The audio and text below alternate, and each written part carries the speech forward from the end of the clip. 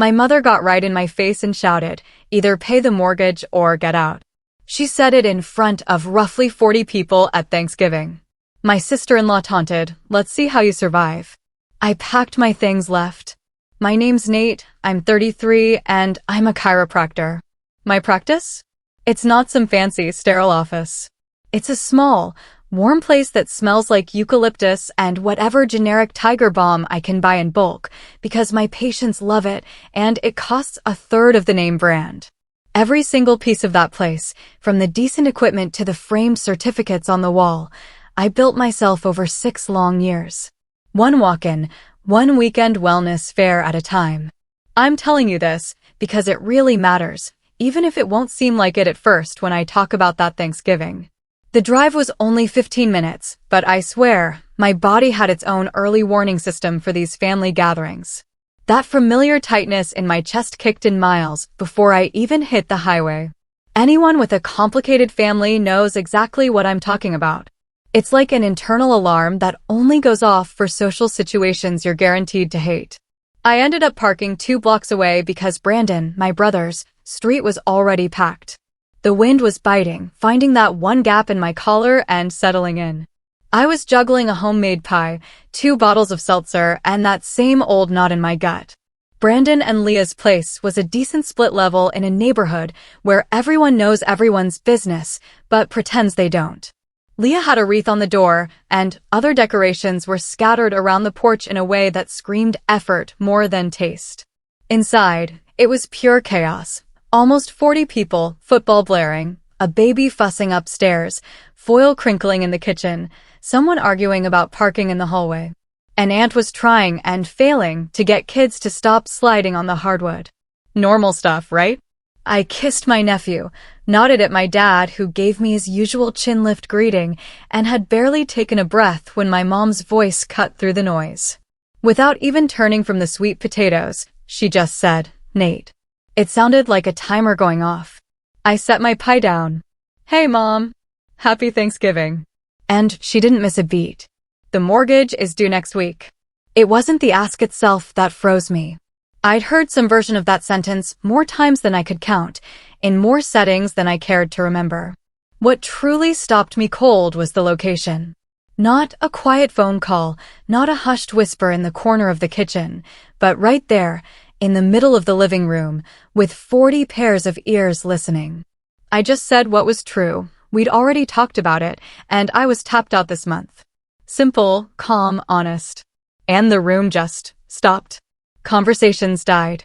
All 40 people, cousins I barely recognized, the neighbors, 2 church ladies, even the pastor, everyone was looking at me. My mom slowly turned from the stove. Her face had already hardened, that specific look she gets when she's decided something's going to happen on her terms, no matter what. "Either pay the mortgage," she said, her voice clear, "or get out." It hit me like a physical blow. Clean, loud, designed to sting in front of an audience. From the couch, Leah, Brandon's wife, lifted her cup and smiled. "Let's see how you survive, Nate." Brandon wouldn't even look at me. My dad did his usual thing, a slow shoulder roll, as if staying relaxed enough would make the whole situation float past him. My own voice came out quieter than I expected. "You're doing this right here in front of everyone?" Mom stepped closer, close enough for me to smell her expensive perfume. "I'm done being quiet about it. We carried you when you were starting out. You pay what this family is owed or don't come back." And then she said it. She called my practice a bone-cracking hobby. Said it out loud, to the entire room, in front of the pastor. I laughed. Just once. The kind of raw, disbelieving laugh that escapes when the humiliation is too vast to process quietly. Leah started a slow clap from the couch. My hands were shaking, so I pressed them flat against the counter to hide it. Somewhere behind me, a toddler hiccuped, and that tiny, random sound made the silence feel twice as thick. "Okay," I said, my voice barely a whisper. Message received. I grabbed my coat. I took my seltzer. I'd paid for that. But I left the pie. I'd made it, and I wasn't giving them the satisfaction of enjoying it. I walked past the folding chairs, the casserole dishes already going cold, All the people who only knew this family from Christmas cards and church smiles. I walked out the front door. I didn't slam it. I didn't make a dramatic speech. I didn't give them the scene they were clearly waiting for. I just got in my car, closed the door, and rested my forehead on the steering wheel. The street was quiet, save for some kids playing a few houses down. I could faintly hear the football game through Brandon's closed door. I sat there for a few minutes, just breathing. My coat was still on. The pie was still in there, and part of me wondered if leaving it was petty. But no, it was the right call. That pie was mine, and they could eat it or not. And something in me, something that had been running on empty for so long, that had said yes and held the line and written hopeful dates in spreadsheets, finally just quit. Not with a dramatic snap or a movie-style breaking point. More like a machine that's been running too long, quietly deciding its shift is over. A peaceful shutdown. That's what it felt like. You see, becoming the family bank isn't one big catastrophic event. It's 100 tiny agreements, spread out over years. Each one reasonable enough on its own that I could justify saying yes. It started when I was 28, 2 years into running my own practice. My parents were short on their electric bill, just until Friday, they said. Friday came and went. I didn't push it. It was $60, and I loved them. Then Brandon's car broke down. He needed it for work, so I covered the repair, $800, no big deal. He said he'd pay me back. He never did, but I didn't push it because he was my brother, and it felt small then. Then Dad's truck needed winter tires. Then Mom had a dental crown insurance wouldn't touch, a prescription she couldn't skip. Then school supplies, groceries when paychecks came up short, which became alarmingly frequent.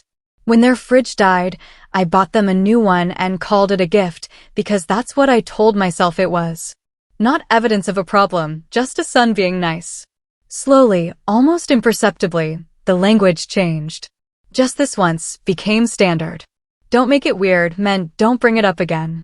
Family helps family was the answer to every unasked question. And I said yes every single time because I genuinely believed love was measured by what you were willing to sacrifice. I'd watched my mom hold things together with willpower and guilt, and I'd internalized that model without ever consciously choosing it. I was splitting my time between 2 clinics, learning insurance billing codes at 2 a.m., saying yes to every patient, every wellness fair. I was so proud of what I was building, piece by piece. And while I did that, my family quietly figured out exactly how much weight I could carry before I started to slow down.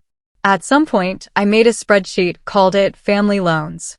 I put hopeful repayment dates next to each amount, like I was running a small credit operation for people who meant well. Most of those dates became blank cells. The date would pass, nothing would come, and I'd leave it empty, because unpaid felt too final for something I kept telling myself was temporary. Mom became the rotating manager of my guilt. She never asked about my clinic, if I was tired, or what I was building. She asked, "What can you do this month?" If I hesitated, she had her lines ready. "We supported you when you had nothing. Family helps family. Your brother has kids." My dad just stayed quiet, his non-involvement a philosophy he dressed up as peace, but which was really just years of perfected cowardice. Brandon wasn't always like this. As kids, he was my person. He covered for me, had my back. But adulthood hit him like rust, slow at first, then faster. He became tired, dependent, then too ashamed to do anything about it. And shame makes people surprisingly easy to manage once someone finds the lever. Leah found that lever early. Leah communicated through momentum and energy. Voice memos about manifestation, brand partnerships, drop shipping ventures. She once told me my chiropractic license was a strong image asset and wanted to attach it to one of her schemes. I declined, and she treated it like a personal betrayal for weeks.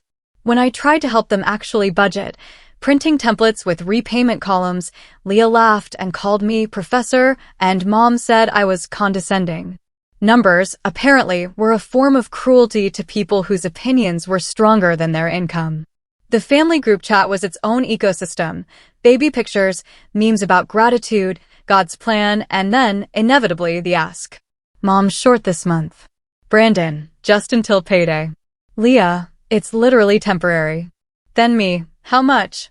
Leah, 2,000 would honestly save us right now. Me, I can't do 2,000 right now. Then Mom, wow. Just one word. No follow-up, no explanation. A loaded weapon pointed directly at my gut. She'd drop that word, go quiet, and the whole chat would go quiet, leaving me feeling like I'd done something terribly wrong for trying to hold a line. That syllable used to completely undo me for the rest of the day.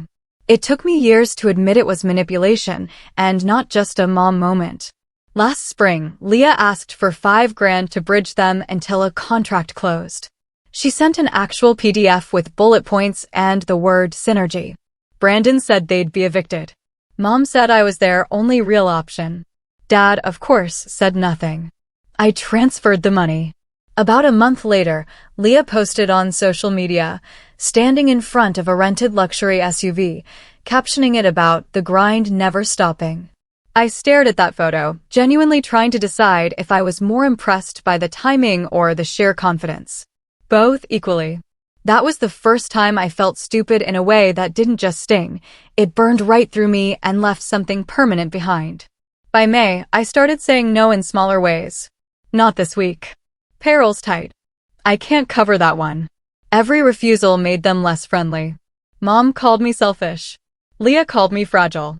An aunt I barely knew called the clinic to ask if I was still doing that spine thing. And then, Thanksgiving happened and Mom decided to make a public example of me. That night, after I drove away from Brandon's, I sat in my kitchen with the lights off, letting the group chat explode across the table like something trapped under glass. Long bursts of buzzing, then silence, then more buzzing. I didn't open any of it. At 2:13 in the morning, I got up. I went in my file cabinet and pulled everything I had. Bank statements, transfer records, Venmo screenshots, receipts I'd filed without really knowing why, and that spreadsheet.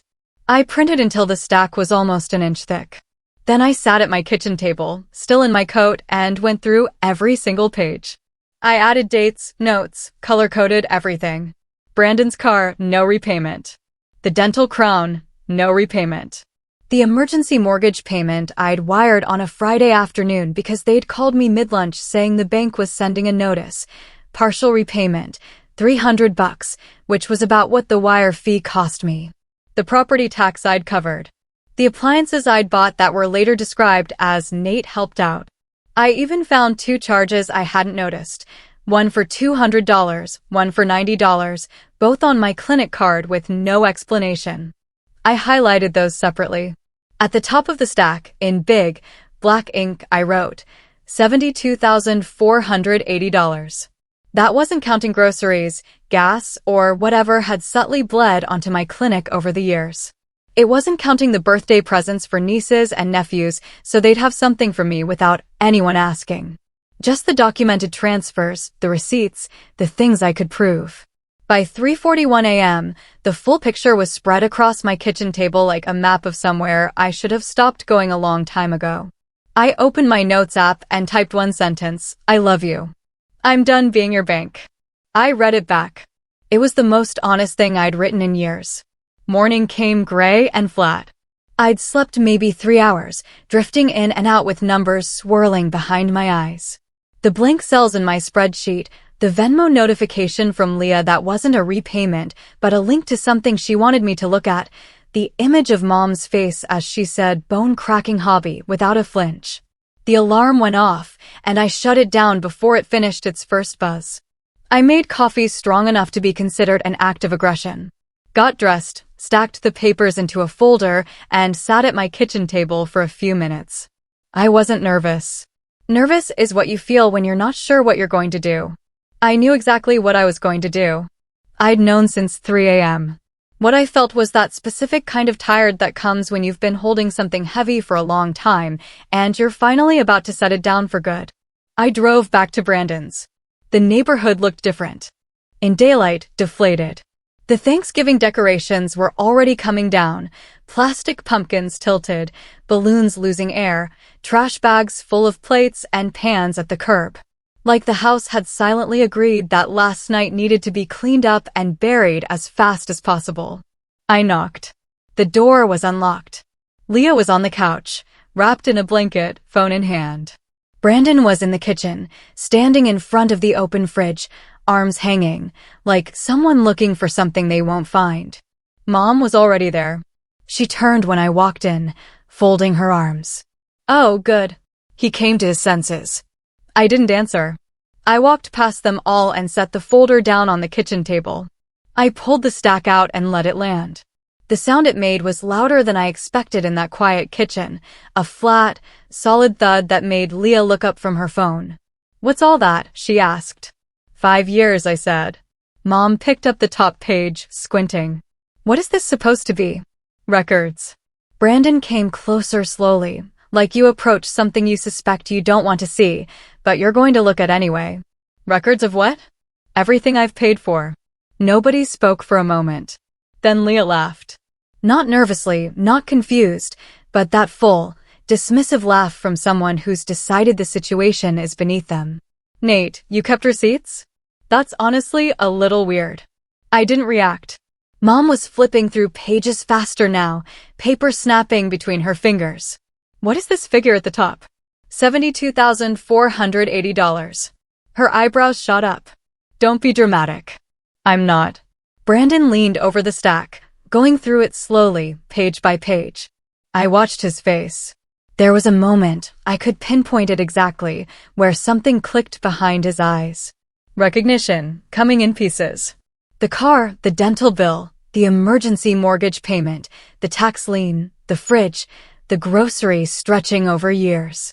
All those, just until Fridays, that kept cycling back. I could see him doing the same thing I'd done at 3 a.m., trying to add it up, realizing it was bigger than he'd allowed himself to think. His jaw moved a little.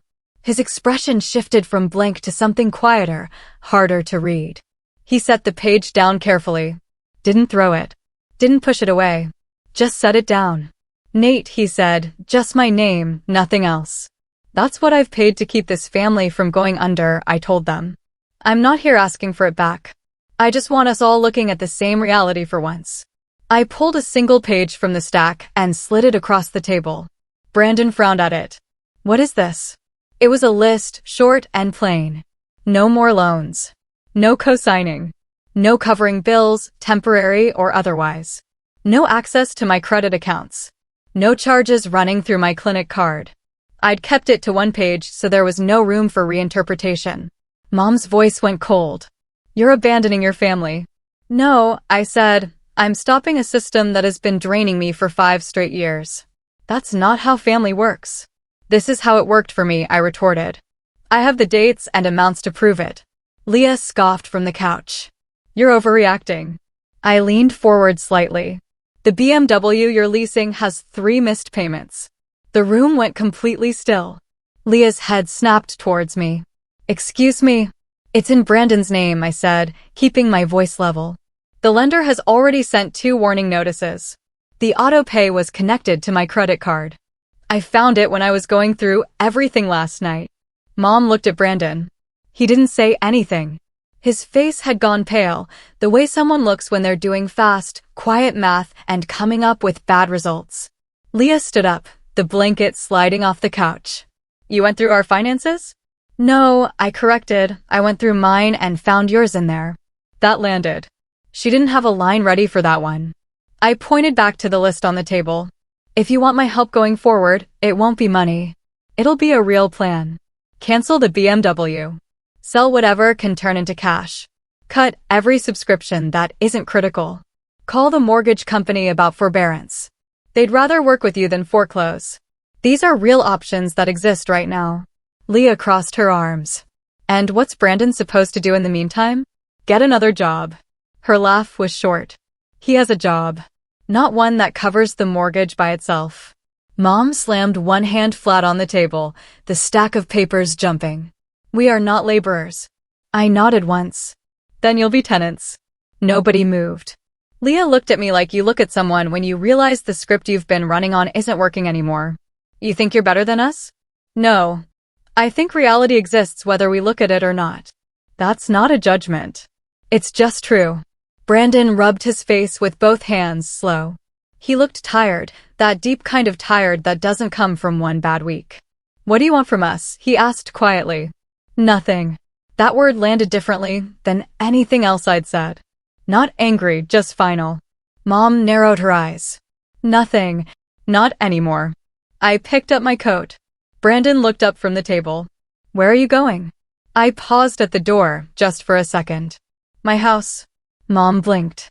You're what? I pushed the door open. Cold air rushed in fast and loud.